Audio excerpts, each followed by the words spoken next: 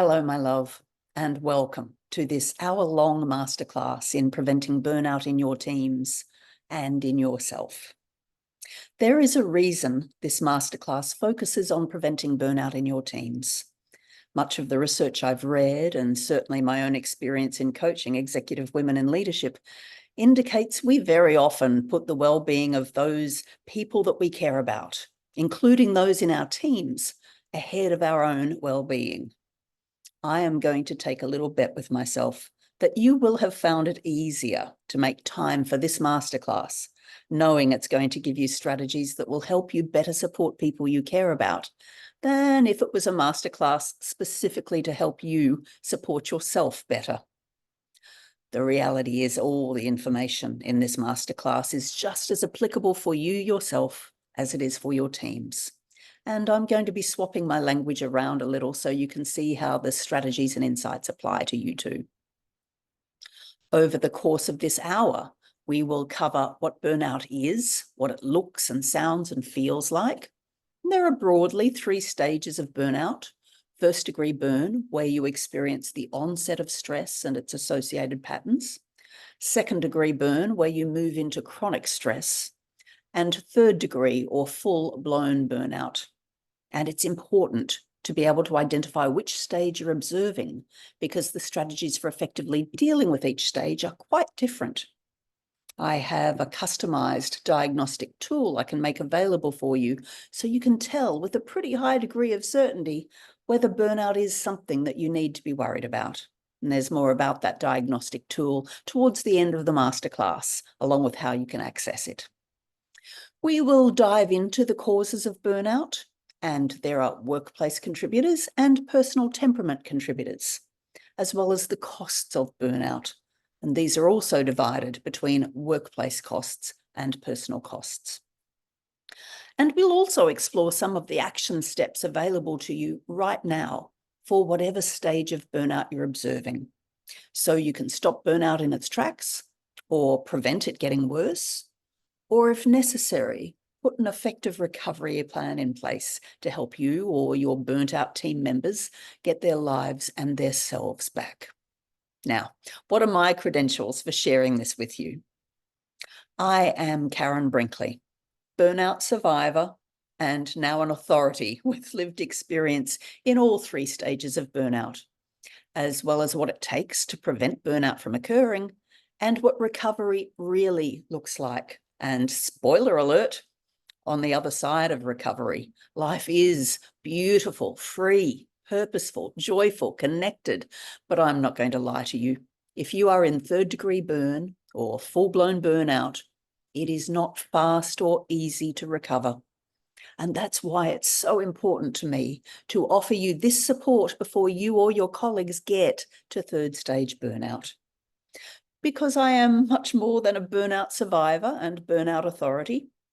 After a long career in C-suites and boardrooms as executive and director myself, I've seen and experienced and understand what it takes for women to lead and succeed.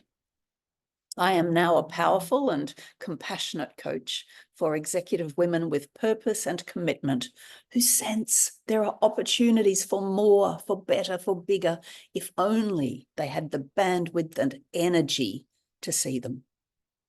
I'm working with executive women in public service and in the private sector, and more than one, many more than one, have come to me burning out. And it is my privilege and my satisfaction to be able to coach them into more sustainable, more enjoyable, more successful lives on their own terms. I would love to do the same for you. So please watch the masterclass, take an action today that feels right for you and your team. And if you need help with any of that, please reach out to me. You can find the link to my calendar in the bio section on this site. And now I'm proud and pleased to present this masterclass on preventing burnout in your teams. Much love to you.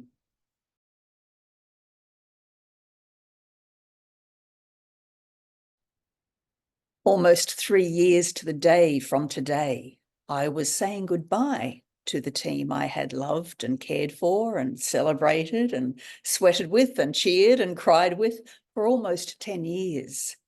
Now, I am somebody who has always fallen deeply in love with her teams, so this was hard, and not just for me. But I was absolutely convinced I was doing the right thing, that I could no longer lead them the way I wanted to lead them, the way they deserved to be led. It was July 17, 2021, so very nearly 3 years to the day today, and the world was slowly returning to normal, at least on the surface, following the hell that was 2020 and COVID. I had had a pretty scary health episode a few months before, and I had an equally scary family neurological condition that I had been anticipating for years. And the physical symptoms I was experiencing, unrelenting exhaustion, inexplicable muscular pain and spasms, monstrous headaches, slurring my words, tripping over my feet. All of these together convinced me I was dying. I wasn't dying. I was burnt out. And looking back now, I feel ridiculous that I leapt to the conclusion I was succumbing to the family death sentence. None of the medical tests that I took over a period of months indicated a terminal condition. And while my doctors were concerned, because the physical symptoms I was experiencing were in some instances very evident, they weren't alarmed. Perhaps you just need to slow down a little, one doctor told me. I think my response at the time was a disbelieving little snort. Slow down? Well, if I wasn't actually dying, and Dr. Google and its jury was still out on that score as far as I was concerned, then of course I needed to buck right up and get back to work, which of course I'd never actually stopped. And so here is one of the big problems with burnout. When you're in it, you have no perspective. You have no landmarks. Very often, as an executive woman, you have no support. Nobody pulling you up saying, whoa, Nellie, that's enough now. Even the doctor suggesting I slow down a little didn't offer me a sick note. Not his fault. Because if you are the type of woman who burns herself out, then you are the type of woman who is really good at pulling on her brave face, her stoic shield, her body armor.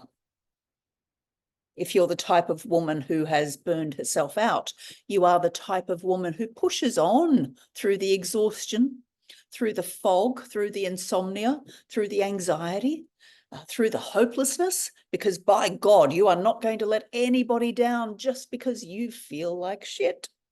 And so no, I wasn't dying, but I wasn't living either, or not in a way I would recognize today was how I wanted to live. I was dragging myself into work every morning, often crying all the way in, not because I cared so much about what I was about to do that day, but because I recognized I no longer cared. I had no more care left. No energy or bandwidth left to care, no emotion left to care. Certainly not the energy and emotion that I always relied on to inspire and lift and cajole and coax my team into producing the outstanding results they were known for, COVID or no COVID. These people deserve better than me, I told myself. I am barely functioning. I don't deserve this position of leadership. I don't deserve this salary. I'm letting everybody down. They just haven't worked that out yet. And it's time I did the right thing and stepped aside so somebody better than me, somebody with more energy, a sharper brain, a clearer vision, could do the job that needed doing. It was at once the smartest decision and also the dumbest decision I have made in my 30-year career. Smart, because in some ways I was right. I was dying. I was killing myself. Dumb, because if I had recognized what was happening, if I had known how to ask for help, or even what help to ask for, if I'd got myself the support I needed, I would most likely still be leading that team, still doing that job that I loved so much. And that is the great paradox of women in stage 3 burnout. You have to pretty much surrender yourself to giving everything up. All the things that you identify make you, you, in order to save yourself so you can become you again. We know this from global statistics, and we know this from the best and latest research into burnout, which is now taking place in Australia under the leadership of Professor Gordon Parker at University of New South Wales. Burnout is a work-related phenomenon, recognised by the World Health Organization only in 2018, that affects women 4 to 6 times more than it affects men. 4 to 6 times more. And the type of women it affects are not, contrary to much of the shaming and stigma causing misrepresentation of burnout, these women are not women who simply can't handle stress and are responsible for burning themselves out, who just haven't got into the habit of buying themselves scented candles and taking warm baths on the weekend. These are not women who lack resilience or awareness or proactivity or diligence. The types of people, and 4 to 6 times more often it's likely to be women, the types of people most likely to be burnt out are highly motivated, highly reliable, highly competent, highly caring, high achievers. The women burning out are superstars. And executive women feature heavily amongst the burnout statistics because we know these are the qualities they bring to work. They care more about their people than they do themselves. They care about the outcomes and impact of their work more than they care about their own rewards or well-being. They are conscientious, reliable, hard-working women who burn out in spite of their quite remarkable resilience. They push through exhaustion and stress. They tell themselves, if I work harder and longer, if I start earlier, if I finish later, if I work Sunday as well as Saturday, I can still get this done. I can still get this achieved, even though I feel like shit, can't relax, haven't slept through the night in months, can't remember when I last laughed with a friend, can't remember when I last laughed. Perhaps they are you. Perhaps they are women you have observed and worried about in your team.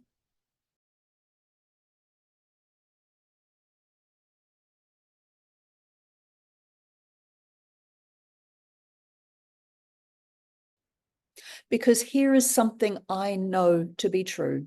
Can we be honest about it in this moment? You would not be here in this masterclass today if you hadn't observed and got worried about signs of burnout in yourself or in someone you work with and care about. And as we progress into the rest of this presentation, I would encourage you to keep that person, that woman, in your head and check what you hear against what you have seen or heard or felt. And one more thing, I encourage you to take a piece of paper right now and make a mark with your pen every time you hear a sign, a symptom, a statement you recognize, a point that seems important for yourself or for that woman. You don't have to take notes if you don't want to. You can always return to this masterclass recording. But I want you to make a mark on your paper every time you hear something that resonates for you. Now, what does this do? It keeps you listening and focused on what's important for you to hear. That's all. And if by the end you have a lot of marks on your paper, then bookmark this presentation and come back to it as often as you need to. Okay? Great, awesome. Let's start, as I always love to start, with a definition or description of burnout. The World Health Organization defines burnout as an occupational phenomenon essentially comprising 3 categories of symptoms. First of all, feelings of energy depletion and exhaustion. Second, increased mental distance from one's job.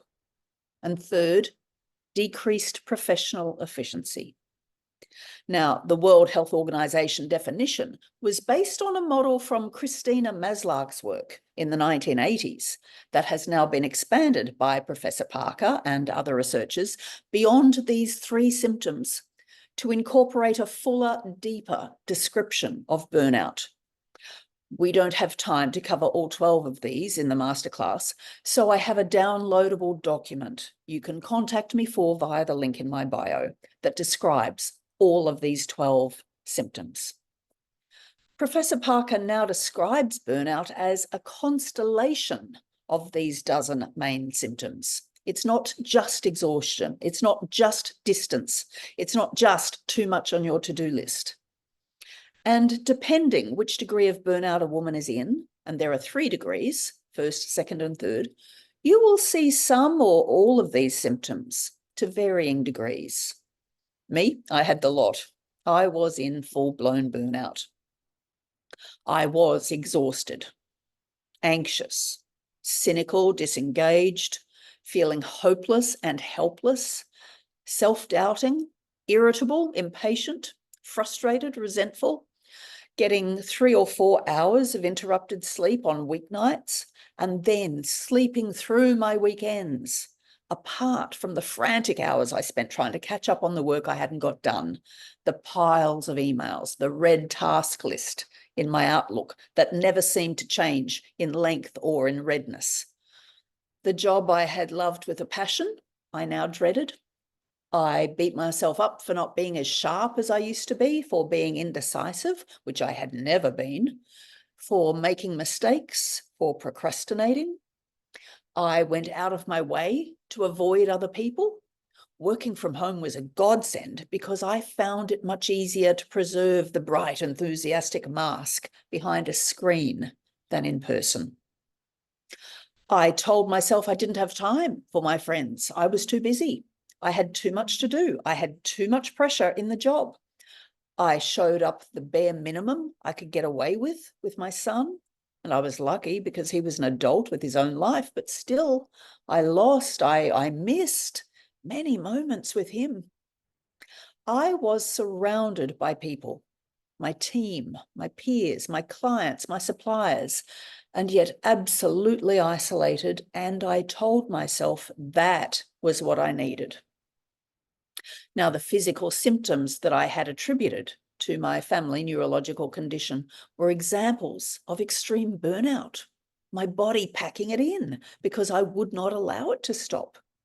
And for a person who had held stoically onto her emotions, her whole career, her whole life, I was dissolving into tears, mortifyingly, in front of my boss and my team members. I was at stage 3 or 3rd degree burnout. I was done. I was gone. And at that time, I could see no way back. But full-blown burnout doesn't just happen to you quickly. We are committed, resilient, stoic, determined, service-focused high achievers. So it creeps up on us and we push it away so we can focus on what we've decided is a higher priority. And we keep pushing it away until all of a sudden it will no longer be pushed. Here's how it starts. Let's talk about stage 1 burnout, a 1st degree burn. And this features the onset of stress. And so you might experience it in some of these ways. It might be that work is taking up more time than you're liking. Some days are particularly stressful and you go home cranky and you take cranky to bed with you. You have days when you feel overwhelmed by your to-do list. You find yourself with less time and energy for the people and the things that you love. You start getting headaches, start feeling anxious. You might start having trouble getting to sleep or staying asleep. You feel yourself snapping at things or people that wouldn't normally bother you. How is this landing with you? Is this how you've been feeling? It's not so obvious at this early stage to see it in others, but you might notice women who are usually unflappable starting to flap just a little. Let's move on to stage 2, 2nd degree burnout. You are now in chronic stress. Your frustration levels are rising. You are feeling increasingly stressed out, and you struggle to lower that stress in a way that you used to be able to do. Your problem-solving skills and general performance are starting to feel to you like they're diminishing, even if nobody else seems to notice. But you feel powerless to fix things. You can't work out what it is that you need to do to change. So you work harder, you work longer. In the meantime, you are struggling to see the bright side of the challenges, feeling resentful of people who don't seem to carry the same load as you, and cynical about new initiatives your organization or your colleagues want to talk to you about. You are plagued by persistent fatigue and exhaustion. Your job's just become a real burden on your overall well-being. You might be coping through procrastination, through denial, through substance abuse, through late-night retail therapy. You might start feeling threatened, so pressured that you respond to new tasks or activities or invitations with aggression. Why would they even ask me that? They must know I don't have time for that. Does this feel like it resonates with you? Is this how you've been feeling?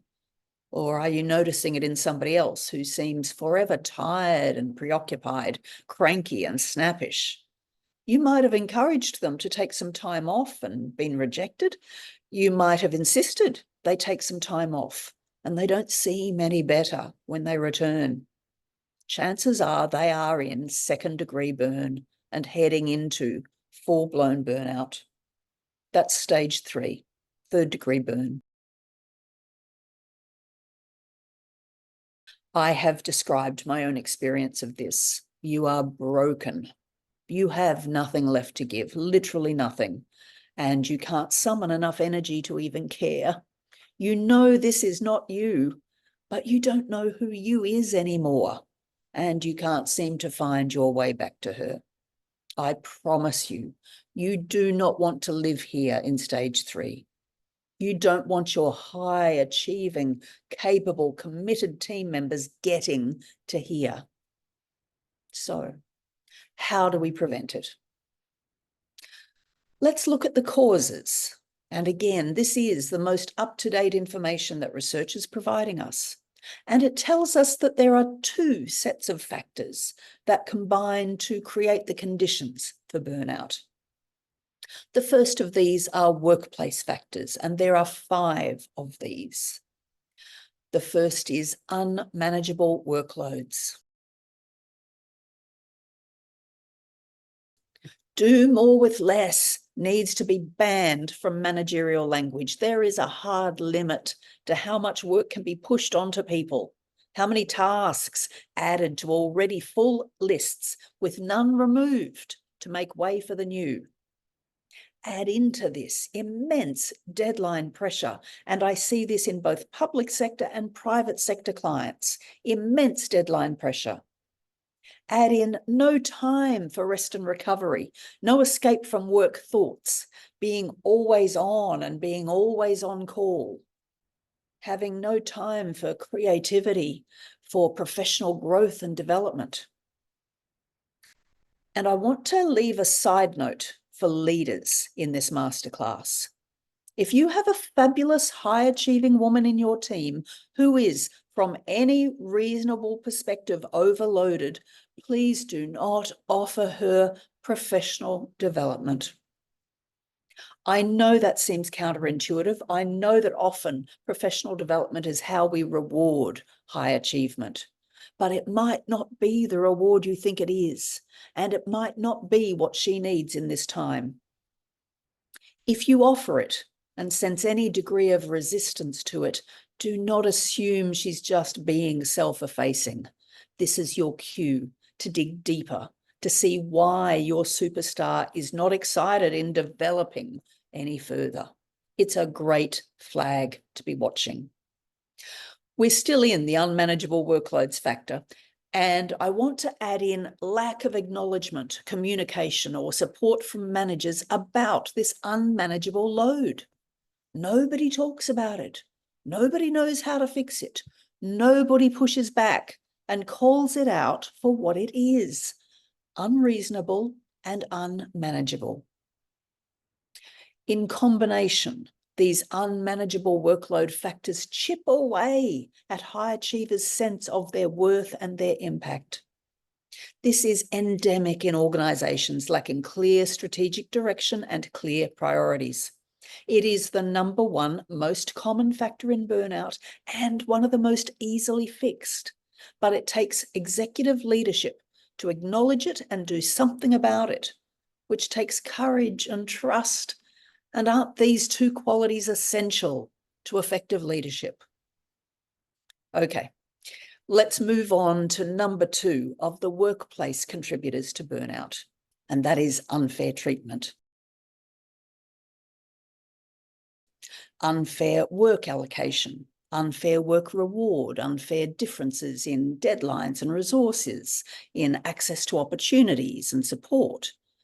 Now, justice is an important value for many high-performing women, and we tend to fight for justice for others and often tolerate injustice towards ourselves.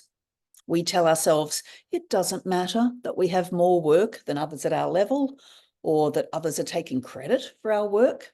It doesn't matter, does it, as long as the work gets done and the outcomes are achieved? I wonder if you've said this to yourself. I wonder if you've heard other women say it. I'm here to tell you it does matter, particularly if justice is a value that's important to you. Our gender pay gap is one example of injustice.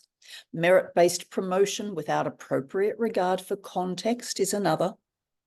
Women putting their heads down and getting on with the job, never complaining about the pressure and never feeling recognised or rewarded is baked into our culture. And noting that you're feeling increasingly resentful about this is a strong signal you're burning out. Let's move into workplace factor #3. This is lack of autonomy. Being the subject matter expert, but having no input into or control over decisions that affect your work and outcomes. Being micromanaged. Having your best professional advice dismissed, and then being responsible for the cleanup of the consequences of that. Having insufficient access to resources. Feeling out of control of your work and your workday. Workplace contributor to burnout #4, an unsupportive work culture. How supportive and trusting are the relationships around you? How endemic is the hopelessness and helplessness of overwork and overwhelm in your organisation? Is bullying the elephant in the room that never gets addressed? Are work responsibilities confusing? Is there lack of clarity around priorities? Are other people frequently stepping into your lane and undercutting your efforts? Is your boss consistently taking credit for the work that you are killing yourself to deliver? And the final workplace burnout factor, #5, a values mismatch. How are decisions being made in your organisation? How are resources being invested? How are conflicts and conflicts of interest being resolved? If you are feeling like your values are no longer aligned with your boss's values or your organisation's values, that signals a condition that can contribute to burnout. Now, your organisation's values might have changed over time, or perhaps they were never well aligned with yours to start with, but other conditions of burnout are highlighting the mismatch. Either way, it's a red flag. If you are a leader of a team in which you are observing burnout signs, then these are your priority reflections, these 5 workplace contributors. And I have them on a handout you can download so you can refer to them again after today's masterclass. Now, sometimes you might reflect and recognize there's a problem. Sometimes you might decide that problem is outside your control. And I say to you with all the love and compassion in my heart, these problems are never outside your control. As a leader, you have a duty of care to reflect, assess, and then to act if necessary. So, those are the workplace factors contributing to burnout. Now, here are the second set of factors, and I have referenced these already. These are the individual personality attributes and qualities, the temperament attributes and qualities that contribute to the conditions for burnout. They are the things that make you successful early in your career and which can burn you out later. These are behaviors and beliefs that served your career well in your 20s, but they can burn you out in your 40s and 50s once your life demands have got bigger, once your seniority and responsibilities have got bigger. They sound like, I will say yes to everything. I will work relentlessly. I will never let anyone down. My self-worth is measured by my career success. And here's the real kicker.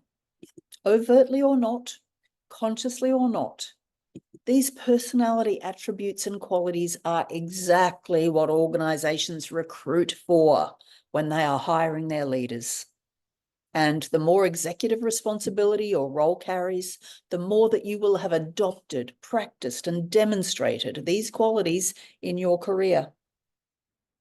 And so the two main temperament or personality factors that contribute to burnout are, number one, giving, a service ethic, a care commitment, and the associated obligations and responsibilities to others that these bring with them, whether they are in service of bosses, team members, colleagues, clients, children, aging parents, partners, from consistently working 2 shifts, in other words, and bringing the same sense of duty, conscientiousness, and care to both.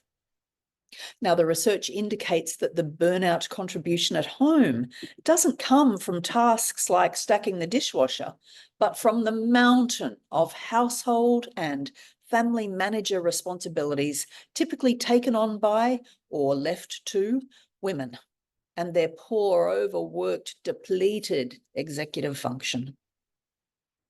Women in leadership roles also sometimes bring a sense of indebtedness into their work, particularly if they are picking up cues that they were hired as a token concession to gender equality, and so feel under enormous additional pressure to perform. You know, women are taught to be grateful for every opportunity, including the opportunities that nobody else wants and which contribute to their burnout. The second big personality contributor to burnout is the type A personality. The woman who is self-driven, achievement-oriented, keen to seek control, competitive, preoccupied with work and deadlines and KPIs. Let's just call her what she is, what I was, a workaholic with a let's get it done mantra engraved in her soul. This is the woman who wears busy as a badge of honor, because in the absence of appropriate organizational rewards and recognition, this is how she knows and feels and affirms she is important and is contributing value in what she does. She is not great at delegating because we all know it will be faster and better and easier if we do it ourselves. She is always feeling and radiating a sense of time urgency. Faced with demanding or impossible workloads, type A individuals drive themselves even harder and are more likely to experience high levels of work stress, often self-generated.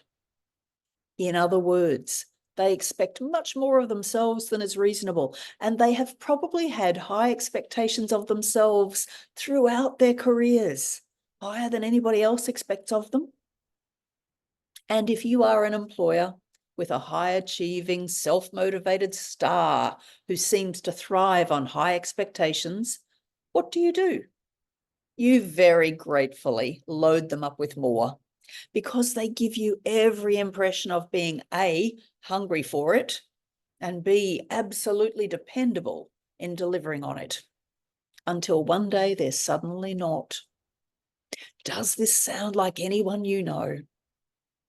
Does it sound like you yourself? How are you going with marking your paper? Have you found points so far that have resonated? Let's move into the costs of burnout. And I'm no longer talking about the costs in energy and emotion. I am now talking hard financial costs. And as with the causes, there are two categories of cost. There is the cost to the workplace and the cost to the person.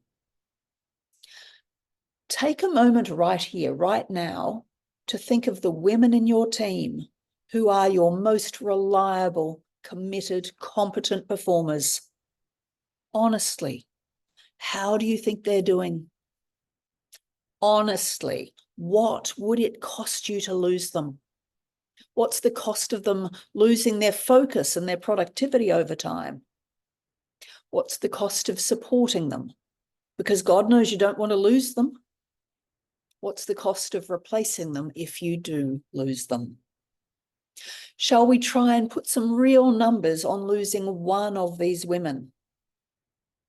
Now, the cost to any workplace of creating the conditions for burnout are increasing with every successful legal suit against an organisation's duty of care and psychological safety. This is going to be one of the biggest new risk discussions in C-suites and boardrooms in the coming year. But put lawsuits aside and just look at the replacement costs for women allowed to burn out. For my international followers, the costs I'm quoting now are in Australian dollars. But even with the conversion to your own currency, I think you will find them pretty scary. Say we are talking about a senior director with a few teams reporting to her. Assume $60,000 to $80,000 for the out-of-pocket recruitment costs of a national search for a new executive. Then add in loss of productivity. For example, the lost productivity of me in my final months, in my team through the transition to a new leader, and in the time it took that leader to get up to speed properly in the job. Add a year's salary as a minimum between me and the new executive. Assume a modest drop in productivity of 15%. Across my team of 35, we had an annual salary package upwards of $4 million. You are getting perilously close to $750,000 in funding lost there. In this instance, in public funding lost there. If you knew you were about to lose more than $700,000 from your operational budget to burnout, would you act? If you knew you were about to lose more than $700,000 from your annual operational budget to burnout, that is, to no meaningful new initiative or impactful contribution or efficiency dividend, would you act? On the personal side, I left my career just before my long service leave fell due, and 4 years before official retirement age. I have not replaced the salary, the superannuation, the car, the leave, or other entitlements. While I don't regret for a minute the decision that I took, I estimate burnout personally has cost me a smidge over $1 million in lost income, without accounting for the medical expenses, the lost relationships, the lost self-confidence, the lost peace of mind, the lost joy. If you knew you were in danger of losing $1 million and around 2 years of your best life to burnout, would you act?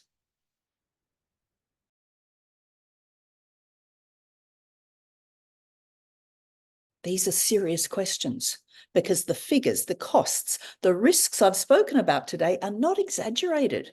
If anything, they're too conservative for a responsible discussion about burnout. From my own experience, I am rebuilding my life and my career with knowledge and experience I have paid $1 million for.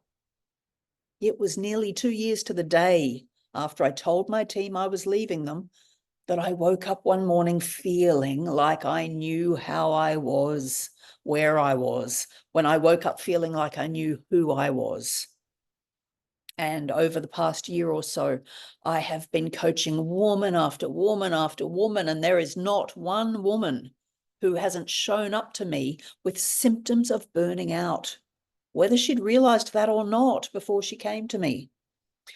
I am so tired of seeing executive women, brilliant women, smart and gifted and fierce in their commitment to their work, their teams, their impact, come to me in tears because they just can't feel it anymore. They can't feel the satisfaction. They can't feel the connection. They can't feel the energy. They can't feel the hope.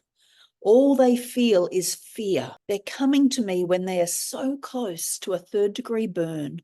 I can literally feel the pain and the stress and the exhaustion and the heat of fear radiating off them. And I can help them, and I do help them. But by God, if they had come to me sooner, what a difference we could have made together. It makes me sad and it makes me angry that so many of our brightest women are flaming out this way. And so today I want to leave you with this message, and nothing I have said so far in this masterclass is more important than this. If you have heard the signs of burnout today and realized you are worried about somebody in your team, you must act. For their sake, for your organization's sake, for your own sake. If you are recognizing burnout in somebody, you must act. If you heard the symptoms of burnout and realized you were worried about yourself, you must act.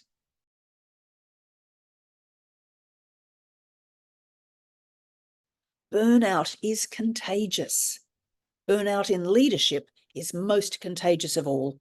And because we are quite often women who put others' needs ahead of our own, I promise you, your team needs you leading them from your strongest, most vital self. Act for them if you won't act for yourself. I hope you will act for yourself, but please, please act. What does acting look like? For 1st-degree burnout, with the onset of stress and its effects, taking action means reviewing workloads and priorities and strategically and methodically lightening the load.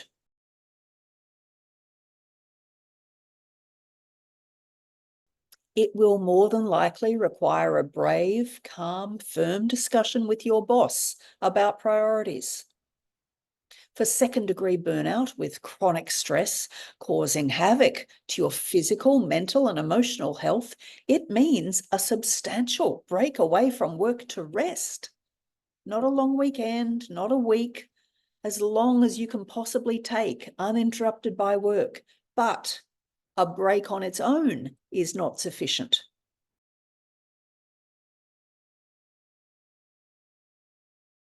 If you are in 2nd-degree burnout and return after a break without substantial changes having been made to your workplace, your role, your responsibilities, your or other expectations, you will simply repeat the pattern.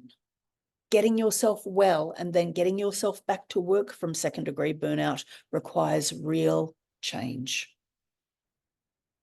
If you're sitting there hearing and recognizing 3rd-degree or full-blown burnout in one of your team, you need to have an urgent conversation with the team member to let her know she has your support. And you need to go to your own supervisor to negotiate resources to replace her. She needs to be supported to take a prolonged period of leave and to access professional therapy or coaching and potentially also medical help. I promise you, I am not exaggerating the need. And my love, if you're pretty sure you are in full-blown burnout, you need an urgent consultation with your trusted GP or with a therapist, a counselor, or a coach knowledgeable about and skilled in supporting burnout recovery.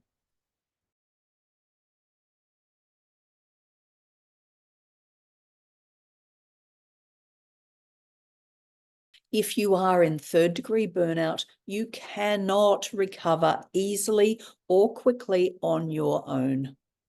And if you're in that place yourself or recognize it in others, you must act urgently to get help. If you think it seems scary to contemplate, it is. If you think it sounds scary to make the necessary changes, it absolutely is. But if you don't act, the time will come when the choice is removed from you, and I promise you, there is nothing scarier than facing third-degree burnout from the middle of it. The path out of burnout requires change in the woman burning out and in her work environment. And so I want you to take a moment now to check in with yourself. What are you feeling in this moment? Are you feeling worried for somebody in your team? Are you feeling worried for yourself? This has been pretty heavy going so far in this masterclass, and I am grateful you have given the time and commitment to show up for your teams and yourself, to explore it and think about it. I want to spend a few minutes talking about the steps you can take next, because there is a positive outcome to the story if you are ready to act. I ran a poll on LinkedIn recently asking why burnout is not talked about more widely, more seriously, more openly in our workplaces. And the top answer was, I don't want to admit to it, with the other responses very evenly split between I don't know what to do about it and I'm scared there's no fix for it. Those are all rational responses given the circumstances women find themselves in the workplace. They are rational and they're based on emotion. These are all fear-based responses. There is fear there of what others will say or think of you as a woman who has burnt out, or as a leader who has burnout in her team. There is fear there that if you admit to it, you'll actually have to do something about it. You can't keep ignoring it. And you're frightened of the changes that will need to be made, the costs of fixing it. And I know that fear, and I feel it with you. I also know that the costs of not fixing it, of not making the changes, are on another plane altogether. Easily $750,000 from your operating budget. Easily $500,000 to $1 million from a woman's earning capacity. I don't know any woman who can afford to be burnt out. I don't know any organisation that can afford to lose its highest performers to burnout. So I understand the fear of acting, and I know exactly how essential taking urgent action is. With time, and as the research is more widely disseminated, I do believe the world's perspective on burnout will change. There is no weakness in burnout. Indeed, it is the strongest women, the ones we rely on most to give and keep giving, whose burnout will force changes in our workplaces, because we will start to understand we can't afford to keep working as we are. Oh, but God, I would love for that understanding to come before we need to lose too many more great women to it. I also want to share with you not only my sad and sorry experience of burnout, but also how I'm able to help, because there is a fix for this, whatever degree of burnout you're worrying about right now.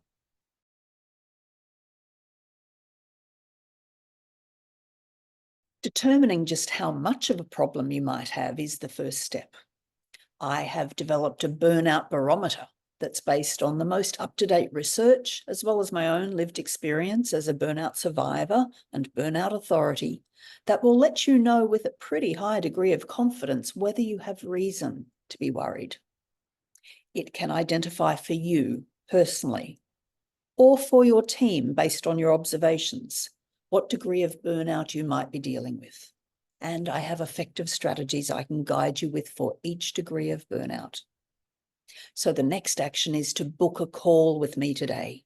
You can find the link to my calendar in my bio on this platform, and I will send you the barometer questionnaire. You complete that, you send it back to me, we get together to work through the results and what strategies you might need to put in place. We can do this for you, yourself. We can do this for your team. I will charge you $2,700 for this burnout assessment and next step session, and it will literally save you thousands of dollars, potentially tens or hundreds of thousands of dollars, because we know already, if you are here in this masterclass, you know you are already worried about burnout for yourself or for somebody close to you.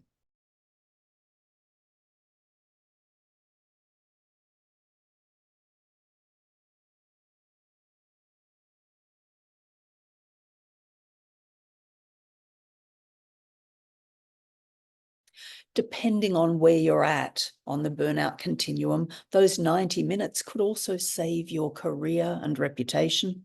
It could save your team. Depending where you're at, it could save you 2 years of lost life. And if you complete the burnout barometer and get a clean bill of health, if burnout is not something you need to be concerned about for yourself or your team, I will cover the cost of the barometer myself, and I will refund that fee in full. That's how seriously I'm taking this for you. Sound good?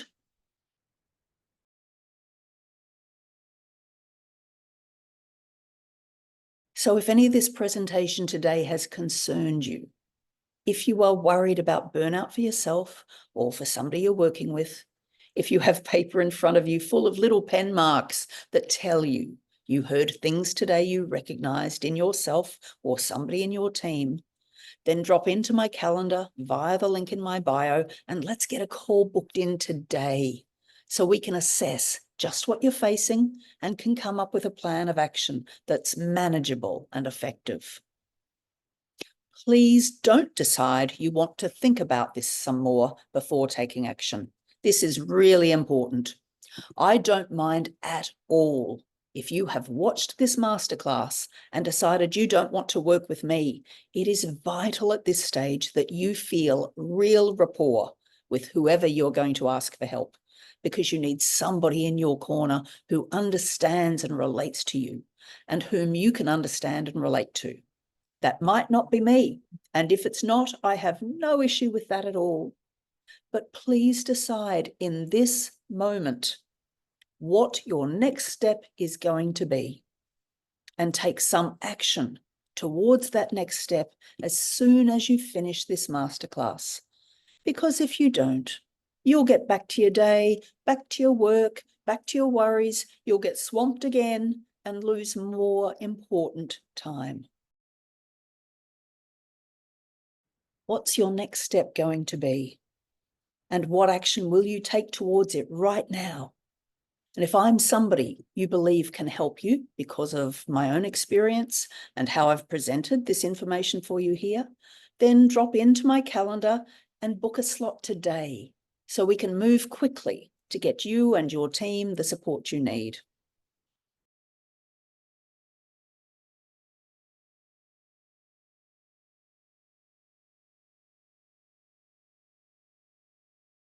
What I really want to leave you with today is hope, because for me, that was what being full-blown burnt out cost me more than anything else. In the miserable depths of it, I couldn't see a way out. And I don't know about you, but optimism, positivity, personal discovery, growth, these are things that make me who I am. They are essential qualities in me, and they all rely on hope. So the scariest thing for me about waking up each morning burnt out was not being able to find a skerrick of hope in me. It took a long time. I was still functioning. Leaving my job and my team had removed the main cause of the stress, and I quite quickly recovered from the exhaustion and the anxiety. I say quite quickly. That took around 3 months for me to wake up feeling okay again with physical energy. And that allowed me to finally take a mental step back and look at what part I had played in my own burnout. And that allowed me to start to rebuild my emotional foundations, my self-confidence, my self-trust, my sense of purpose. And then I started to hope that I wasn't done contributing, that I could make something useful out of this experience. And then I started to care again, to work again, to bring more than 20 years of leadership knowledge and experience, passion, compassion to other women who I want with all my heart to succeed in their careers, to contribute their talent and their vision to the world. And here we are. And if you are sitting there thinking to yourself, nah, that would never happen to me, I am not going to let that happen to me, then I hear you. And if the reason that will never happen to you is because you take action today, I celebrate you. I am thrilled for you and I'm proud of you. But if you sit there thinking, that would never happen to me, and you don't take away an action plan today, if you don't take one step today to reset your path, can I tell you with all the love in my heart, you are deluded, as I was, as all the women I coached through burnout were, who believed so hard it would never happen to them, that they didn't notice it was happening to them until it was too late. There is a different path to burning out, but you are at a crossroads in this moment. And it's time to choose which way you're going. Walk with me on this. Much love to you. Thank you for coming and for caring.